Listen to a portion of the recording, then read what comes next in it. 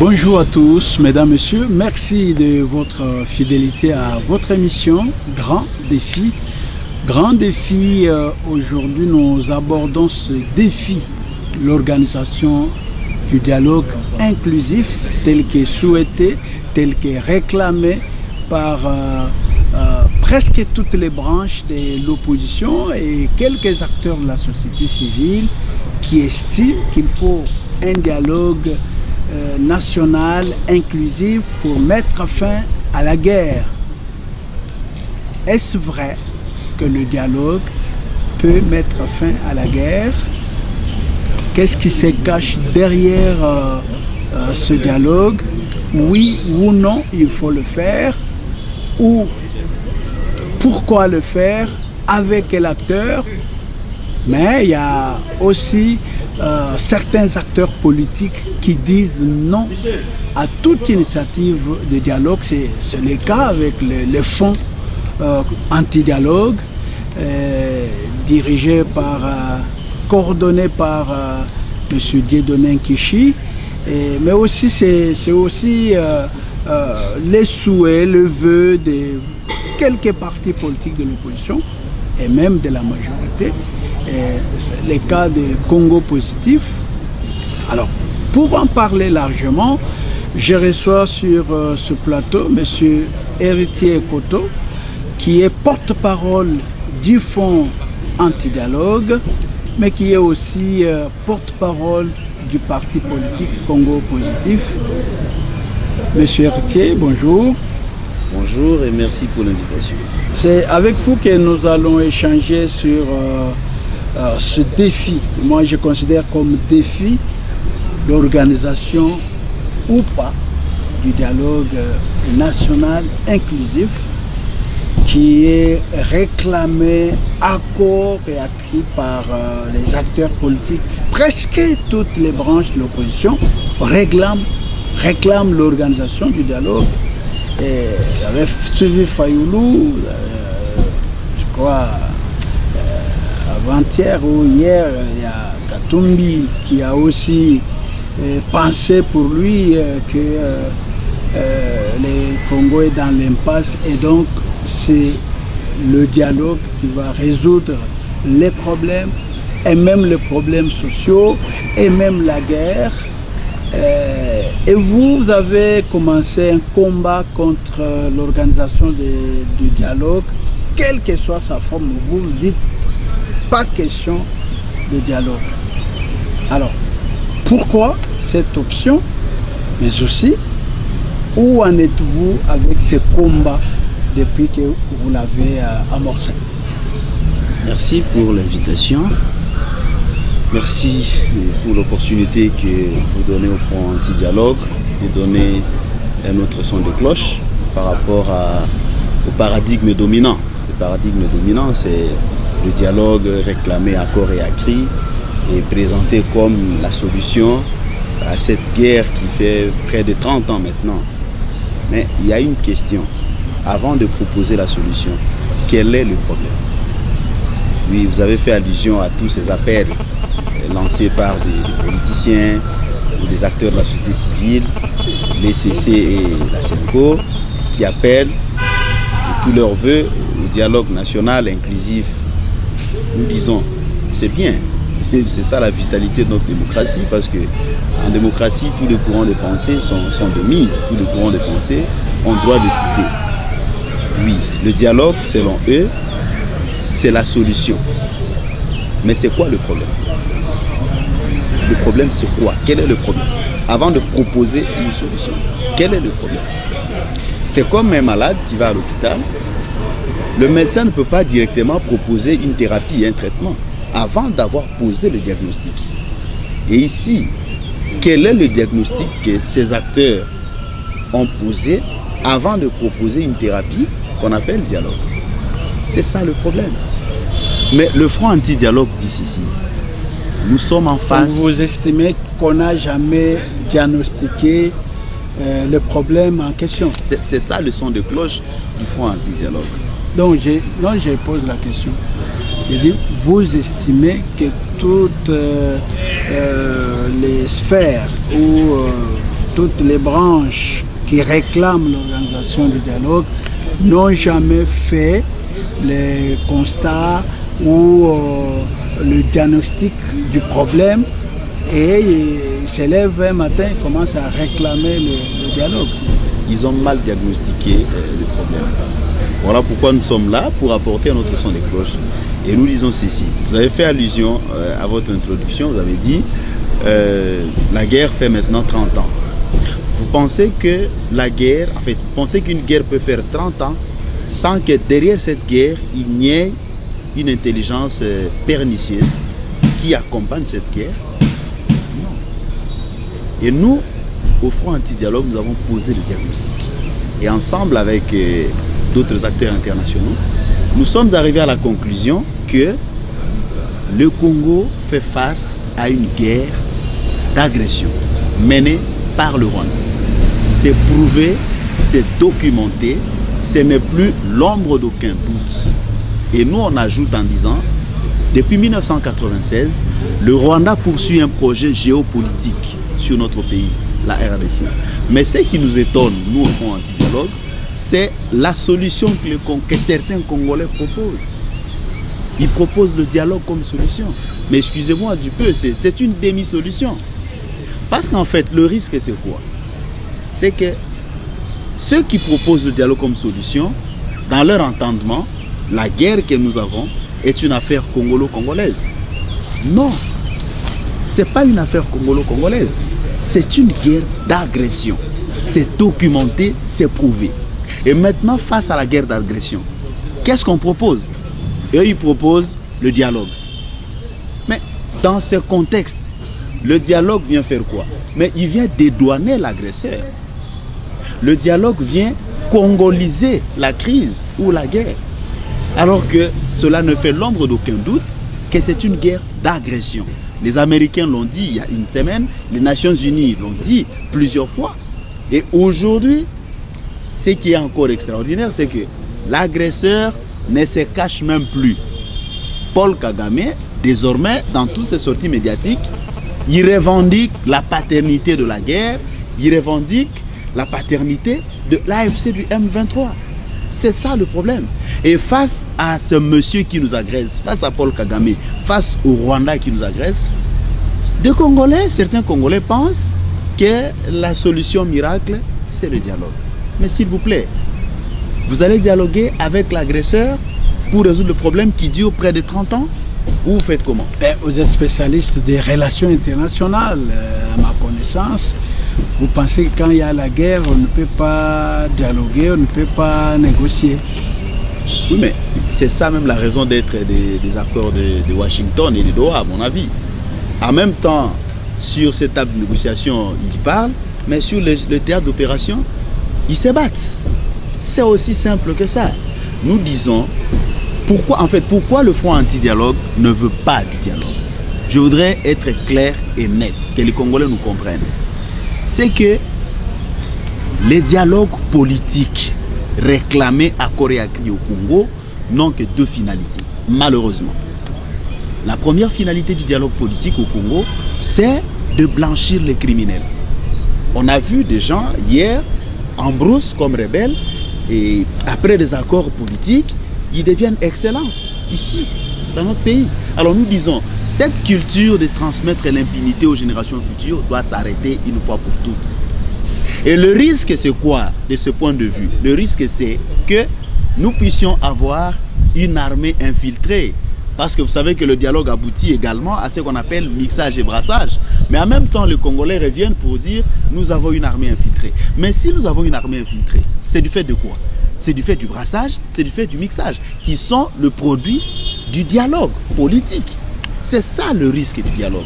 Alors, de ce point de vue, le dialogue apparaît comme une stratégie statocide, une stratégie qui tue l'État. Parce qu'un État qui n'a pas d'armée, c'est un État qui est appelé à disparaître. Et les Congolais sont parfois amnésiques. Ils oublient que nous avons été à Santiti. Cette constitution, c'est le produit du dialogue. Le dialogue tant vanté par les politiciens et par tout le monde. On a dit les belligérants avaient fait la paix de braves. Ils ont mis en place ce qu'on a appelé le pacte républicain. Mais comment Toza corrompt point? Comment on revient à la case départ? Parce que dans cette constitution, les belligérants ont juré, ils ont pris à témoin le ciel et la terre, ils ont pris à témoin l'histoire, ils ont dit plus jamais personne ne prendra le pouvoir par les armes. Mais pourquoi on y revient? C'est ça le problème. Pourquoi nous y revenons? Pourquoi on voudrait que nous puissions continuer à faire de mixage et de brassage lorsqu'on sait que ce sont deux stratégies statocides qui tuent notre État, qui tuent notre armée? C'est ça la première fonction du dialogue à la congolaise. Blanchir les criminels, favoriser l'impunité et transmettre cette culture d'impunité aux générations futures. Hier, quelqu'un était en brousse, sans aucune formation militaire, il s'est autoproclamé caporal, mais une fois qu'on a sifflé pour le dialogue, il revendique le grade de général. Et c'est cette armée que vous voulez continuer à pérenniser. C'est ça le risque. Deuxième fonction du dialogue, mais c'est le partage du pouvoir en dehors de l'article 5 de la Constitution qui consacre la souveraineté au peuple congolais. C'est ça le problème. Quand nous sommes allés aux élections de 2023, les Congolais ont conféré leur légitimité à une catégorie de personnes pendant 5 ans. Alors, voici qu'en cours de mandat, des politiciens sortent pour essayer d'apostropher le mandat que le peuple a conféré à des dirigeants pendant 5 ans. Donc ce sont des démarches anticonstitutionnelles. Toute la démarche est anticonstitutionnelle. J'allais presque dire du nominatif à la blague. Mais on parle de A à Z. On parle de la crise. On parle de la crise qui s'est fait sentir, qui est partout, en dehors même de la guerre. Il y a une crise sociale, les gens pleurnichent. Ça, c'est selon les opposants. Qu'est-ce que vous en pensez? Mais quel est le sens qu'on donne au mandat? Le peuple a conféré le mandat à une catégorie de personnes pendant 5 ans, en vue notamment de résoudre tout le problème qui se pose au Congo. C'est ça le sens du mandat. Ce qu'il faut conseiller à ses opposants, c'est quoi? C'est qu'ils fassent pression sur le gouvernement, sur ceux qui président au destiné de la République, pour trouver des solutions aux problèmes des Congolais. C'est tout, ça n'a rien à voir avec le dialogue. Oui, mais la guerre que nous avons... Justement, mais on n'a pas trouvé la solution à la guerre. Pourquoi? La guerre... Depuis 30 ans. La guerre que nous avons... Fathi a trouvé la guerre, il est là, mais bon... J'avais dit ceci. Oui. En fait, pour comprendre cette problématique de la guerre, il faut partir de 4 éléments que moi j'appelle 4G. La géopolitique, la géostratégie, la géoéconomie et même la géophysique. J'avais dit ceci. Depuis 1996, le Rwanda poursuit un projet géopolitique sur notre pays. C'est quoi l'objectif de ce projet géopolitique? C'est de faire de cette partie de l'Est du pays riche en minerais la cour du roi Péto. Un endroit où il n'y a ni ordre ni autorité. Comme ça, ça permet l'exploitation illicite de ressources naturelles. Mais sur le plan de la géoéconomie, est-ce qu'on a tenu compte de tous ces acteurs de l'ombre, tous ces acteurs invisibles qui profitent de cette économie de guerre? Tous ces réseaux mafieux qui sont derrière le Rwanda pour alimenter cette insécurité devenue chronique en vue de faire main basse sur nos ressources naturelles. Est-ce que sur le plan de la géostratégie, on a tenu compte de la porosité de nos frontières qui fait que cette partie soit un terrain propice à la guerre asymétrique? Est-ce qu'on a tenu compte de la géophysique? Est-ce qu'on a tenu compte finalement de toute la palette d'analyse pour essayer de proposer une solution où les Congolais vont simplement ils s'empressent à proposer une solution qu'on appelle dialogue. Mais en réalité, le dialogue, c'est une demi-solution. Parce que l'agresseur est identifié. Et Paul Kagame ne se cache plus. Suivez, vous êtes de la presse, vous êtes un journaliste d'investigation, suivez ses sorties médiatiques. Mais il revendique la paternité de la guerre. Il le dit à qui veut l'entendre. Il dit, j'ai Goma, j'ai Bukavu, j'ai Kavumu. Si vous voulez les prendre, réglez d'abord mes problèmes. Il le dit. Et maintenant même, ceux des Congolais, ceux de nôtres qui sont, entre guillemets, dans l'AFC M23, n'ont plus de crédibilité vis-à-vis de l'opinion. Aujourd'hui, le monde entier a compris qu'en réalité, c'est une guerre par procuration. Voilà le problème. Vous prenez la guerre, vous dites qu'il faut se battre, mais avec la chute d'Uvira, parce qu'à un moment, on avait pensé qu'avec ce qui se faisait, Bunagana, Goma, Bukavu, on s'est arrêté là-bas et on ne s'attendait pas que l'on puisse encore prendre Uvira et puis avec option de pouvoir poursuivre la guerre. Alors, vous ne voyez pas qu'avec ça, parce que c'est une solution militaire qui n'a pas réussi, mais aussi du côté de la diplomatie, ça n'a pas abouti parce que le souhait, c'est que la guerre termine. Mais ça n'a pas fini avec l'option militaire, avec l'option diplomatique. Alors, vous ne pensez pas qu'il faut le dialogue? Parce que l'option militaire, l'armée, vous l'avez dit, a laissé la ville, elle est partie, et puis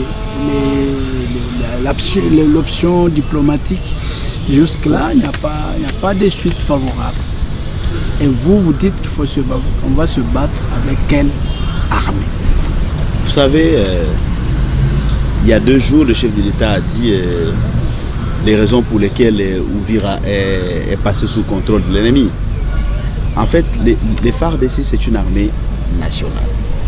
Ça veut dire qu'elles ont l'obligation de protéger les citoyens, qu'elles ont l'obligation de protéger les civils, même dans les zones de combat. Et donc, il fallait, pour éviter de faire la politique de la terre brûlée, pour éviter de consumer la ville d'Uvira, il a fallu qu'ils se retirent pour essayer de se réorganiser en vue de reconquérir Uvira. Alors maintenant, quand vous dites la solution, c'est le dialogue. Mais nous avons dit ceci. Quel est le problème qui a été diagnostiqué? Le problème diagnostiqué, c'est que c'est une guerre d'agression menée par le Rwanda. Mais la solution doit être proportionnelle au problème qui a été diagnostiqué. Mais ici, quand il propose le dialogue comme solution, c'est qu'il présente le problème comme étant un problème congolo-congolais. Ce qui n'est pas le cas. Voyez. Et vous pensez que c'est le dialogue entre Congolais qui fera entendre raison à Paul Kagame? Non. Parce que c'est un dialogue inclusif. Pas du parce tout. Que même pas, ceux qui font, pas du tout. Ceux qui protègent les... Pas du tout. Le Rwanda, comme les Kabila, le Rwanda, comme je l'ai dit, depuis 1996, il poursuit un projet géopolitique qui consiste à faire notre pays la cour du roi Péto. Ça c'est clair, ça doit être clair et retenu par tous les Congolais. Ce n'est pas le dialogue entre acteurs politiques ici qui fera entendre raison à Paul Kagame. Non, ce qu'il faut, c'est de mener la guerre sur tous les fronts, sur le front militaire et sur le front diplomatique. C'est ce qu'il faut faire. Et en même temps, il faut une mobilisation populaire. Il faut que le peuple puisse s'approprier cette guerre. Parce qu'en fait, je l'ai dit au mois de septembre, sur ce même plateau, j'avais dit, cette guerre n'était pas une guerre dirigée contre un régime. Non, c'est une guerre dirigée contre l'État congolais. Parce que sinon, tous les régimes précédents n'auraient pas connu la même situation. Voyez-vous. Et ici, nous avons un exemple patent, un exemple parfait, vivant même, du patriotisme. Nous avons vu en 1998, ici à Tchangou, les jeunes de Kinshasa s'est levé et désarmé les Rwandais qui tentaient d'envahir Kinshasa. À main nue, une population à main nue qui a désarmé les Rwandais. Et c'est en hommage à cette bravoure que Mouzé va construire le marché de la liberté. Ce qu'il faut faire, c'est qu'il faut créer un front populaire contre cette guerre. Parce que sinon alors, nous allons devenir esclaves sur la terre de nos ancêtres. Et vous avez déjà l'initiative, où en êtes-vous avec la démarche? Sinon alors, nous allons capituler, nous allons céder notre territoire aux Rwandais pour être maîtres sur notre sol, ce qui ne passera pas. Les Congolais ne vont jamais l'accepter. Alors par rapport au front anti-dialogue, nous l'avons lancé au mois d'août. Nous avons lancé le front anti-dialogue au mois d'août. Et au jour de lancement, nous avons en même temps fait signer des pétitions à des Congolais, selon l'article 27 de la Constitution, qui nous permet d'adresser des pétitions à l'autorité publique. Et à ce jour, nous avons atteint 1 million de signatures. Il y a 3 semaines, nous avons présenté ce million de signatures.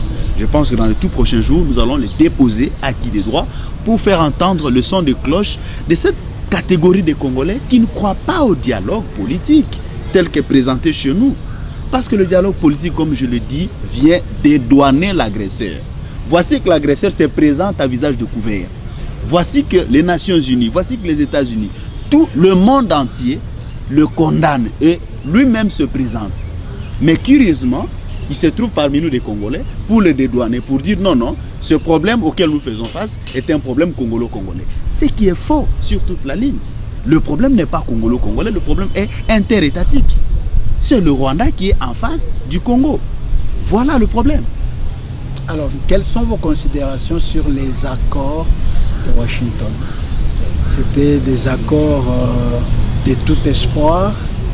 D'ailleurs, nombreux de Congolais pensaient qu'avec la signature de l'accord, en tout cas, la paix va automatiquement revenir dans l'Est.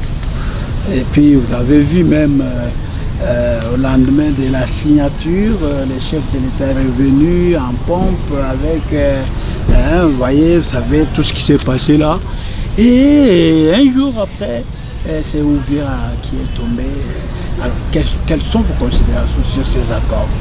Alors, au lendemain de la signature des accords de Washington entre le Rwanda et la RDC, le Front Anti-Dialogue avait tenu une conférence de presse au cours de laquelle il avait dit, je cite, « La signature de ces accords n'est pas une garantie automatique de la paix. » On a souligné l'épithète automatique de la paix.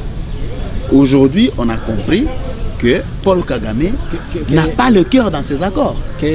Voyez-vous? Le Front avait raison de le dire. Tout à fait, le Front avait raison. On avait dit à l'époque, au lendemain de la signature, que ce n'était pas une garantie automatique de la paix. Aujourd'hui, les faits sur le terrain nous donnent raison.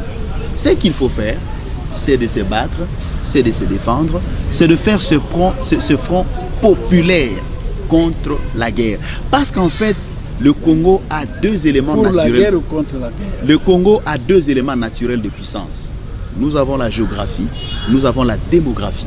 Est-ce que nous pouvons mettre à profit ces deux éléments naturels de puissance pour faire face à la menace? Parce que la Constitution, en son article 63 dit, en fait de la défense de la patrie en cas d'agression étrangère une obligation pour tous les citoyens.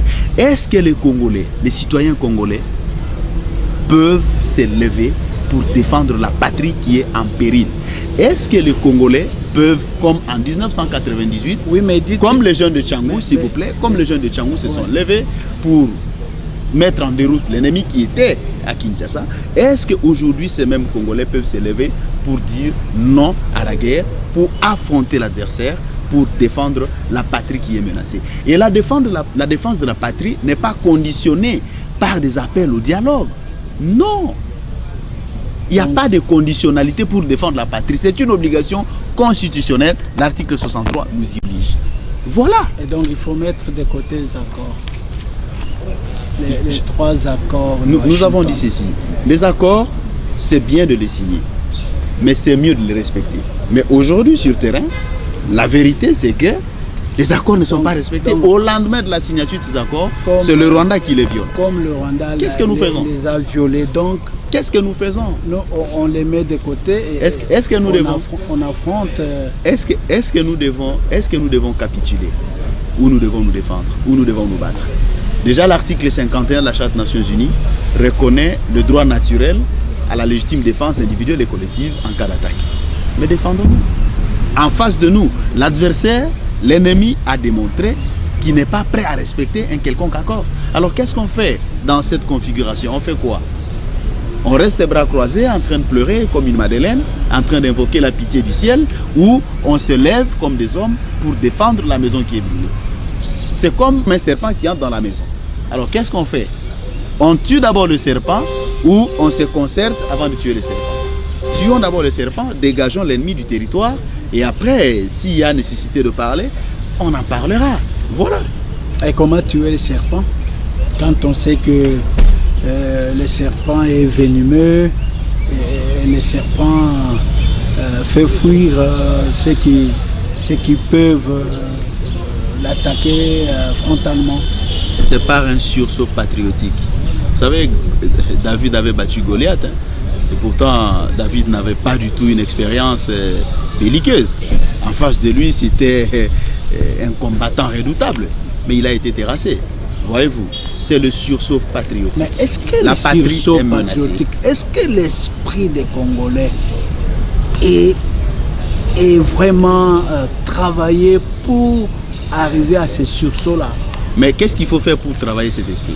Ce sont des émissions comme celle-ci qui sont des émissions à caractère pédagogique. C'est ce que nous faisons, les hommes des médias, la classe politique, pour faire comprendre aux Congolais les enjeux liés à cette guerre. Et c'est quoi ces enjeux? C'est que le Rwanda veut dominer le Congo, ad vitam aeternam. Le Rwanda veut recoloniser le Congo. Le Rwanda veut nous rendre esclaves sur la terre de nos ancêtres. Vous voyez un Congolais accepter ce paradigme? Oui, mais quand vous circulez à Kinshasa, vous voyez quand même cet esprit-là, ce sursaut-là dans les cœurs des Kinois qui pensent être prêts à se battre même s'il n'y a pas d'armée. Les Congolais, de manière générale, sont prêts à se battre.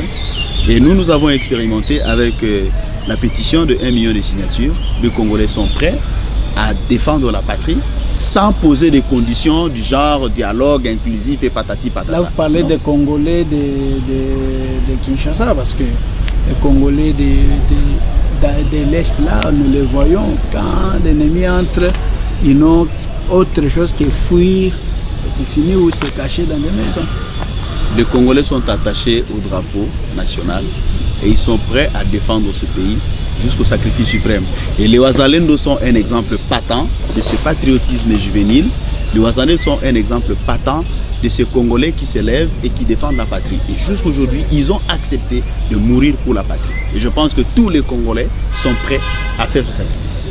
Donc, vous êtes décidés à se battre. Il faut absolument se battre, sinon alors on sera esclave sur la terre de Simon Kimbangu, sinon alors on sera esclave sur la terre de Patrice Emery Lumumba, sur la terre de Étienne Tshisekedi, sur la terre de Félix Antoine Tshisekedi Tshilombo, le président de la République. Et vous voyez les Congolais accepter d'être esclaves, vous voyez les Congolais accepter de vivre dans la servitude. Et à quand ces sursauts? Parce que la guerre est là, on est en train de prendre des villages. Et à quand le sursaut? En fait, le sursaut ne se décrète pas. Ouais. On l'entretient et c'est par des émissions pédagogiques comme ça que les Congolais comprennent les enjeux liés à cette guerre. C'est ça que nous faisons. Parce que si vous lisez la loi sur les partis politiques, en son article 2, elle dit ceci. La loi dit ceci, en son article 2, les partis politiques concourent à l'expression du suffrage, à la formation de la conscience nationale et à l'éducation civique. Et nombreux se dérobent de cette obligation légale de former la conscience citoyenne et de faire l'éducation civique. C'est ce que nous faisons. On explique. Au mois de septembre, j'avais dit sur le même plateau que la guerre n'était pas dirigée contre un régime. Aujourd'hui, les faits donnent raison. C'est une guerre contre le Congo comme État. Le Rwanda est déterminé à recoloniser les Congolais. Et moi, je ne vois pas les Congolais accepter cet état de choses. Mais je pense, après autant d'enquêtes, les Congolais attendent que les pressions américaines s'exercent sur les ennemis. Les Congolais se défendent. Et les Congolais doivent se défendre. Oui, si les pressions américaines peuvent aider à désamorcer, tant mieux. Mais la solution ultime, vous ne comptez pas sur la responsabilité première incombe aux Congolais. Patrice Lumumba avait dit, l'histoire du Congo ne s'écrira ni à Washington ni à Paris, mais ici au Congo par les Congolais. Et c'est maintenant qu'il faut écrire cette histoire en défendant la patrie qui est menacée. Voilà. Donc la demande même, je ne sais pas si c'est une demande ou une obligation des États-Unis, que les ennemis se retirent jusqu'à 75 au lieu de dire qu'il faut qu'ils quittent le Congo. Les États-Unis disent qu'ils se retirent jusqu'à 75 km de virage. Ils doivent quitter notre pays parce qu'ils ne sont pas chez eux. Et vous savez, quand j'ai parlé au début ici des raisons du dialogue, j'avais dit que l'une des raisons, la première, c'était de bénir ou de béatifier l'impunité, que des combattants qui étaient recroquevillés en brousse avec un grade de caporal, mais une fois au dialogue national, ils voudraient se faire nommer général. Je prends un exemple simple. Le chef militaire du M23 qu'on appelle Sulutani Makenga. En 2012, j'ai fait des recherches sur lui. En 2012, il était colonel. 2012. Des FARDC. Il était colonel. Nous sommes en 2025, il s'est fait appeler général-major. Donc maintenant, il y a une question de curiosité. De 2012 en 2025, où était-il et qui a fait de lui général-major? Alors maintenant, s'il y a dialogue et qu'ils exigent le mixage et le brassage, avec quel grade va-t-on l'intégrer au sein des FARDC? Avec celui de colonel ou de général-major?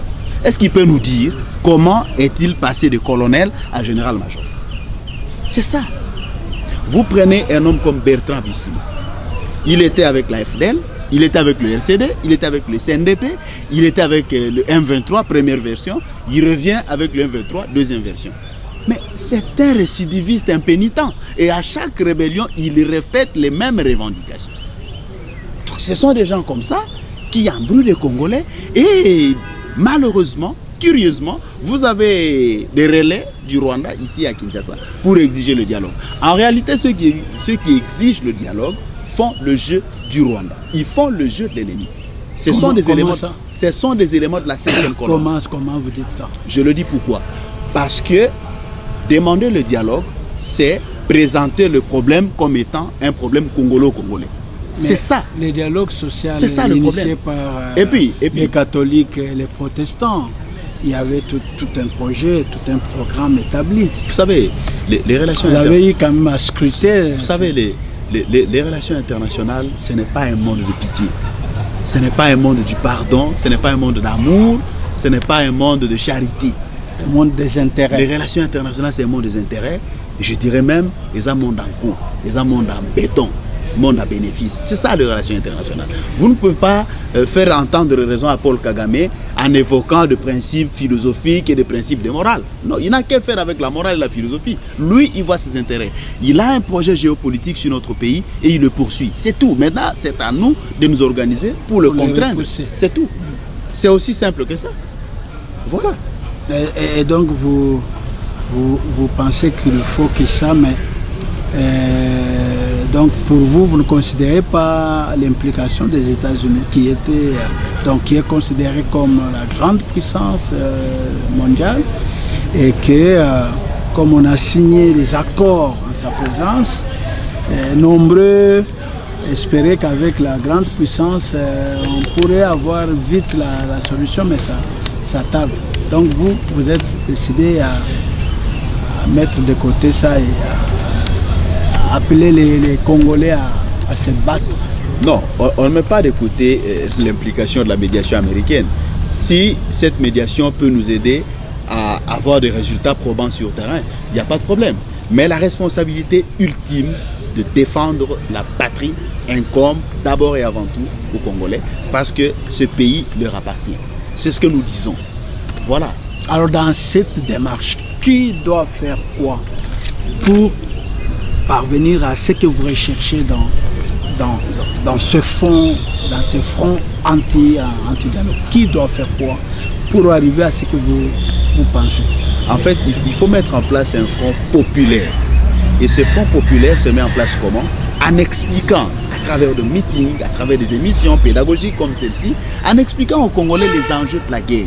Et les enjeux de la guerre, il ne faut pas avoir honte ou peur de le dire, c'est que Paul Kagame ou le Rwanda a un projet géopolitique qui consiste à recoloniser le Congo, qui consiste à amputer, à morceler le Congo, à faire une partition à la soudanaise. Et je ne vois pas les Congolais accepter de donner du crédit à un tel projet. Je ne vois pas les Congolais courber les chines face à un tel adversaire. Ils vont se lever. Maintenant, il faut leur expliquer les enjeux de cette guerre. Et c'est ce que nous faisons. À travers ces émissions, à travers des meetings, à travers des conférences, dans les écoles, dans les rues, dans nos quartiers, dans les universités. Il faut que les Congolais deviennent, chaque Congolais doit être la sentinelle pour comprendre que qui est arrivé hier dans le quartier. Ce monsieur est venu d'où? Qu'est-ce qu'il fait?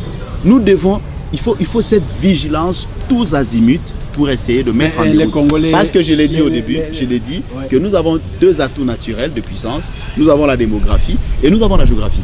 Est-ce que nous pouvons mettre à profit ces deux éléments naturels de puissance pour défendre la patrie qui est là? Mais sont tirés une partie des Congolais qui suit les politiques, donc les acteurs de l'opposition qui estiment qu'il faut soit que le gouvernement en place puisse quitter ou soit on va au dialogue parce qu'on ne voit pas clair. Alors il y a une partie des Congolais qui est initiée ou bien qui est traînée dans cette philosophie de l'opposition. Comment le ramener à la raison ou à votre option?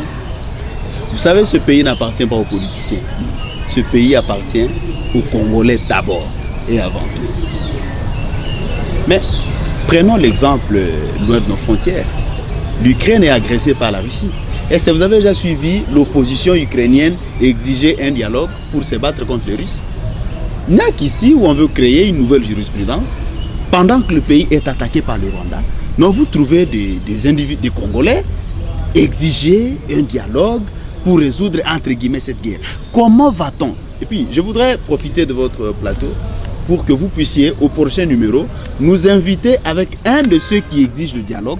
Comme ça nous ferons un débat contradictoire et le peuple va nous juger. Entre nous, le Front anti-dialogue, et eux, le pro-dialogue, qui a raison ou qui a tort. Et comme ça, l'histoire va s'en occuper. L'histoire va s'en occuper. Il y en a qui nous disent. Je suivais un acteur. S'il vous plaît, monsieur Gustave, s'il vous plaît. Quelle est la garantie que ceux qui exigent le dialogue Urbi et Orbi ont que si les Congolais se réunissent, la guerre s'arrête automatiquement? Mais ils doivent nous donner cette garantie. Quelle est cette garantie qu'ils ont? Qu'il suffit que les Congolais parlent ici à Kinshasa dans un salon et la guerre doit s'arrêter comme par l'opération du Saint-Esprit. Ils doivent nous expliquer. Alors, moi, je formule le vœu de me voir en face de ceux qui exigent ce dialogue. Comme ça, nous ferons un débat contradictoire. Et le peuple va juger, le peuple organisera va comprendre. Un plateau pour ça. Un plateau spécial. Oui, un plateau spécial sur ça. Mais j'étais en train de dire que je suivais un acteur de la société civile qui pense qu'il y a guerre aujourd'hui parce qu'il y a eu des frustrations d'ailleurs, les frustrations électorales, et qu'il faut, en tout cas, il y a des Congolais frustrés à cause des résultats des urnes, des précédentes élections, et donc il faut aller autour d'une table pour terminer cette affaire-là, et donc la guerre va terminer. Vous ne lui donnez pas raison. Vous savez, dans la conception de ces politiciens, le Congo est leur propriété privée. Alors il suffit qu'ils soient frustrés pour prendre les armes. Et il veut légitimer. C'est un acteur de la société civile. Et en fait, il est en train de légitimer la guerre. Pour dire certains Congolais sont frustrés. Et que dire des chômeurs qui n'ont jamais trouvé du travail, mais qui n'ont jamais pris les armes? Parce qu'il y a parmi nous beaucoup de chômeurs. Pourquoi ils n'ont jamais pris les armes? Non. La Constitution n'a prévu que les mécanismes démocratiques de conquête du pouvoir. Expliquez au peuple le bien fondé de votre démarche et le jour des élections, le peuple va sanctionner, positivement ou négativement. C'est tout. On vient parler de frustration électorale 2 ans et demi ou 3 ans après les élections. Vous pensez que c'est rationnel? Non, pas du tout. Je pense que la guerre, c'est un problème de frustration, mais c'est même la revendication des AFCM23. Ce sont des faux postulats. Qui pensent qu'il y a tout, ça ne va pas, on ne gère pas bien, donc nous faisons la guerre contre Chilombo pour qu'il quitte. Donc vous lui donnez, vous ne pensez pas que... Oui, mais monsieur Gustave, vous n'êtes pas né de la dernière pluie. Vous avez l'histoire du monde, vous avez lu certainement l'histoire du monde. Vous avez connu de grands révolutionnaires comme Che Guevara, Ernesto Che Guevara. Et si vous avez déjà suivi un révolutionnaire parler de ses propres problèmes, ou Omar a vu des carrés miniers et tout ça. En réalité, le monsieur mène un combat personnel. Ça n'a rien à voir avec la République. Vous avez déjà suivi un révolutionnaire parler de ses frustrations personnelles pour justifier sa posture? Prise d'armes. Non, pas du tout. Voyez-vous. Donc, ce que nous disons, c'est que les Congolais doivent créer un front commun. Front commun pour défendre l'intangibilité de nos frontières héritées de la colonisation. Front commun pour défendre la patrie. Parce que cette guerre n'est pas une guerre contre le régime. Je l'ai dit au mois de septembre, je le dis aujourd'hui. La guerre n'est pas faite à un régime politique. La guerre est faite à tous les Congolais. L'objectif géopolitique du Rwanda, c'est de recoloniser le Congo. Son objectif géopolitique, c'est de faire de la partie est du pays la cour du roi Pitou, un endroit propice pour faire main basse sur nos ressources naturelles, avec la complicité des acteurs mafieux, des acteurs de l'ombre des sociétés multinationales. D'où l'aspect géoéconomique. Parce que je parlais de 4G ici, je parlais de géopolitique, je parlais de géostratégie, je parlais de géoéconomie et j'ai même parlé de géophysique. Voyez-vous? Et donc la solution, comme je l'ai dit, la solution devrait tenir compte de ces 4 aspects de la chose. Si on veut être holistique, si on veut être rationnel. Est-ce que vous êtes... J'ai suivi le président Dieudonné Nkishi qui disait autrefois qu'est-ce qu'il faut faire. Il faut d'abord que les messages de guerre entrent dans la tête des Congolais. Il faut fermer les universités, les écoles. Il faut un comportement qui prouve que, en tout cas, nous sommes prêts à nous battre. Est-ce que quand vous faites les tours et même des provinces, vous trouvez les Congolais avec cette mentalité, cette révolution pour pouvoir se battre?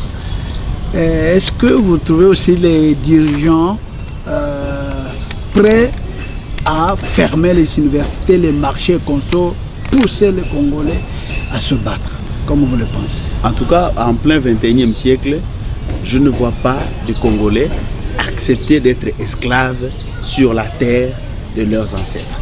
Je ne vois pas. Oui, la guerre, avant d'être une affaire de militaires, c'est d'abord l'affaire d'un peuple. C'est un peuple qui est déterminé à défendre sa dignité. Patrice Lumumba l'a dit, il n'a pas eu froid au dos. Il a dit, à qui veut l'entendre, dans son discours devenu historique et magistral, il a dit que le Congolais était prêt, que l'indépendance que nous avons obtenue, c'est au bout de lutte, ce n'est pas un cadeau de la Belgique. De la même manière que nous nous sommes battus pour l'indépendance, rappelez-vous les martyrs de l'indépendance le 4 janvier, des jeunes se sont battus, se sont levés pour dire non à la colonisation belge. De la même manière que les Congolais se sont levés en 60, ces jeunes se sont levés, de cette même manière qu'aujourd'hui, sous la houlette de Ouazalendo, qui sont des jeunes comme nous, qui se sont levés pour dire non à l'occupation de notre territoire. Et nous pensons que parce que notre cause est juste, parce que le peuple s'élève, parce que le peuple prend conscience, cette guerre, nous la gagnerons de gré ou de force. Et voilà, on est presque à la fin. Quelle est la recette alors? La recette, de manière concrète, que le front anti-dialogue, parce que vous ne pouvez pas, je pense, comme vous avez fait le diagnostic, pour trouver que la solution à cette guerre, c'est que les Congolais s'élèvent pour se battre. Alors, quelle est la recette formalisée que vous avez sur la table pour que les Congolais qui vous suivent comprennent que réellement il y a une organisation et donc nous devons mutualiser nos forces, nos intelligences et nos finances pour s'attaquer aux Rwandais et parvenir à triompher, parvenir à reconquérir notre territoire. Oui, mais la recette ultime, c'est que le peuple congolais s'élève pour défendre sa patrie, chacun dans ce qu'il sait faire. Le militaire dans ce qu'il sait faire et le peuple désormais dans le front populaire pour défendre la patrie. Chacun doit jouer sa partition.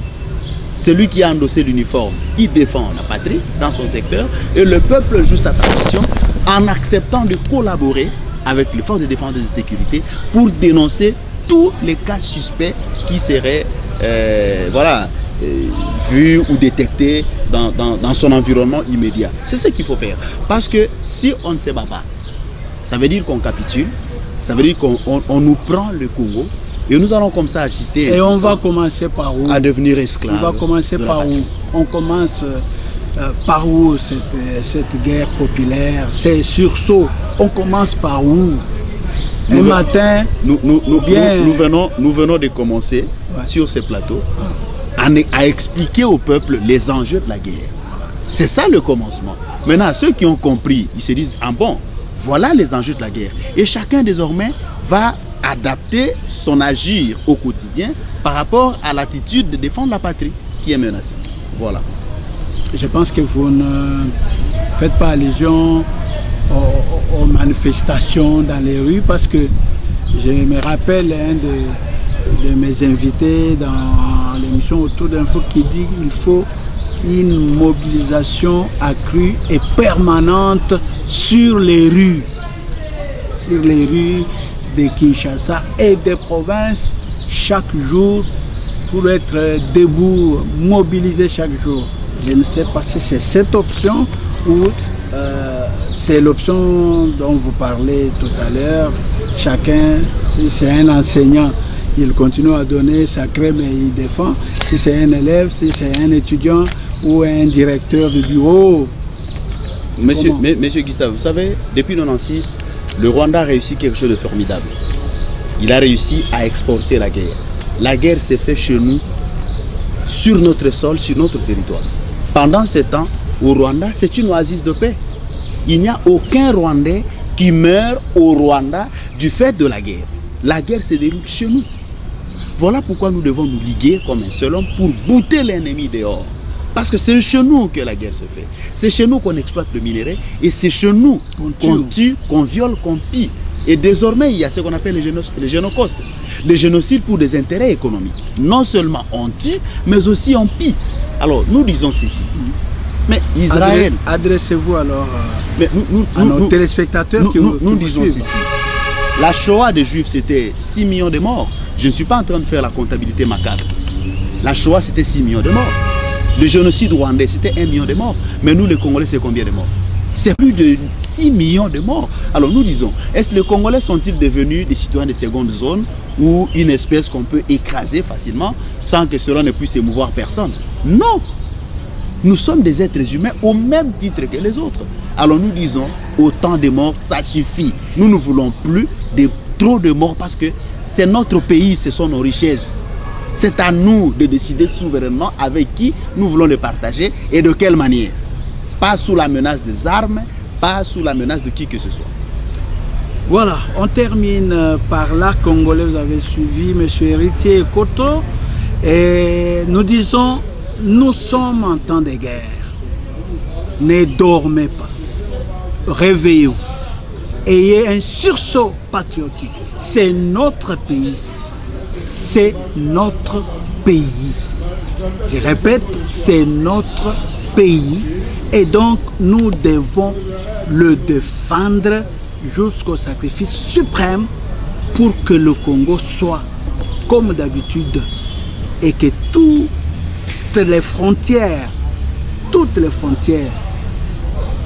nous retournent. Et donc, c'est toi qui suis l'émission, c'est toi là qui dois mobiliser et ta famille, tes frères, tes soeurs, tous, pour que nous puissions nous lever et combattre l'ennemi, le vaincre, le repousser jusqu'au dernier retranchement. Voilà, c'est par là que nous mettons point final à cette émission Grand Défi. Merci à Héritier Koto, qui est le porte-parole du Front Anti-Dialogue et porte-parole du parti politique Congo Positif, dirigé par Dieudonné Nkishi. Merci à vous qui nous avez suivis.